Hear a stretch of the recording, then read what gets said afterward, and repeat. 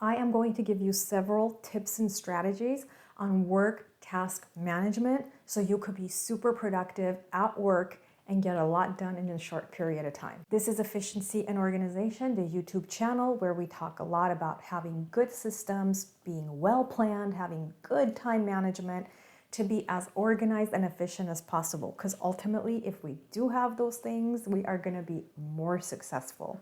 So we all have a lot of tasks that we need to accomplish in our course of work, right? That's just the way it is. Some tasks are repetitive and some tasks come once in a blue moon. They come, we accomplish them, and they're gone, right? So we usually have like a good balance of both. How do we manage them? The first thing is to plan ahead, having things written down, maybe in form of a checklist. So if you have like an event that you're planning, if you have launching of a new product, if you have some marketing strategy, come up with a good plan. Write all the steps down, and then as you accomplish each, check them off. You might have to change some of the plans, some of the actions, but that's okay. For each thing that comes up, don't just throw yourself in, come up with a good written plan. Because when we write things down, as much as we don't want to, when we write things down, we take things from here and bring them to the physical world. And something happens when we see things physically in front of us. It just makes a big difference. As you write steps down, you are going to check them off as you go. And the important thing is you're going to use those steps the next time you have to do something similar or the same. I'll give you a good example. During the course of my work, I have mentioned before, I'm a high school assistant principal. I have to plan for Saturday schools. Every 2-3 weeks, we hold Saturday school and students come, but that's a process. I have to plan it each time. So what I do is I have the same sheet, the same steps I need to do each time. I just pull it out and then I use that so that I don't forget anything. Because if I do, then something's going to go wrong. It's going to affect everything else in the system. For instance, what if I forget to order lunch for the kids? What if I forget about having a custodian on staff? So it is very common to forget things, to forget actions. And that's why when we write them down, then it's not lost anymore. For this YouTube video, see, I have a checklist and I use the same checklist every time for every video. That it says what the first step should be, what the second step should be, third step. That way I don't lose track of anything and the same process gets repeated. If I learn something new, something different, something better, I just make adjustments, but otherwise it's the same that I use each time. Create systems. So the system of what I'm telling you, where I like go, oh, okay, for each YouTube video, I have this list that I use, the steps that I use. That's a system right there. It's because I do the same way each time. What I'm telling you about Saturday schools that we hold, same thing each time. If you're working somewhere where you get calls from clients and you have to give customer service, well, guess what? Use a form each time, because that'll help you to be consistent with your processes. That's what systems are. They help with consistency. They help to make sure that everything flows very smoothly.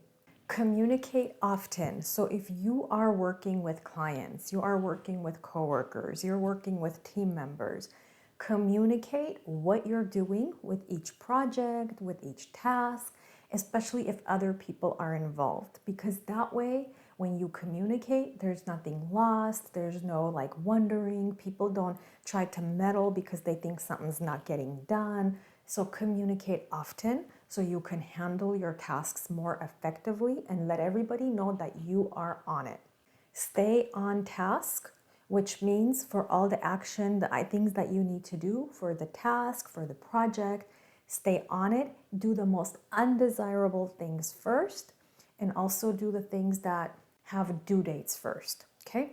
So the ones that have due dates, you have to tackle, and the things that you don't want to do, tackle. Get those hard things out of the way so the easy things can be done in ebbs and flows very quickly. Stay focused as possible. And remember, make it like a game, and I've talked about this before in previous videos. Think of it as a game. You're trying to tackle this to get to save the queen at the end. I always think of task management as like a Super Mario game, where at the end there's a princess to save, right? You have these challenges you have to do, and at the end you save the princess. It's the same thing. That this is your day. You have all these challenges that you need to do, and at the end you'll be successful because you would have saved yourself, and then you can go home and enjoy yourself and reward yourself for having accomplished awesome things at work. Keep distractions away. Stay away from notifications, distractions. If you can't control yourself, put the phone away. Get your emails off of your computer. Take your watch off that keeps telling you you have an email or a text. Put those things away because you need to focus on handling the tasks in short periods of time. So 30-minute increments, you can do that for 30 minutes. Put away notifications so that way you're fully focused. If you can't do that because interruptions are just part of your job, maybe you could do for 10 minutes, 15 minutes. But you do need those times, those blocked times when you can work without interruptions. Use your downtimes effectively. There are downtimes. For instance, in my course of work, the students start arriving in large numbers at 8 o'clock. So if I get to work at 7, from 7 to 8, it's somewhat quiet. That's what I would call downtime. And so that would be the time when I can accomplish a lot without notifications, without distractions. So use those downtimes very effectively. And a lot of times I find that even like for our staff members, if they see downtime, they go, okay, I can actually relax and we can talk to each other and just kind of hang out. But I'm not sure that that's the right thing to do, because that's when you actually, that's called downtime. That's when you're trying to catch up and do as much as you can. So that way you could stay on top of your workload. That way you're not dumping it for the next day and the next day and the next day. Then the workload gets heavier and heavier because when you did have downtime to accomplish things, you didn't. So just be very disciplined with that. And lastly, evaluate yourself, evaluate your results. So basically this means at the end of each day, do a self-reflection. Ask yourself, how did I do today? I have a tool you can use, you can download, and I'll have the link to it in the description of the video. Come up with 1 or 2 questions during your commute back home or in the evening. What is it that you're trying to improve? Do you think you used your downtime effectively? Do you think you used your time effectively? Did you socialize a lot and that kept you from accomplishing tasks? How was your energy? How was your focus?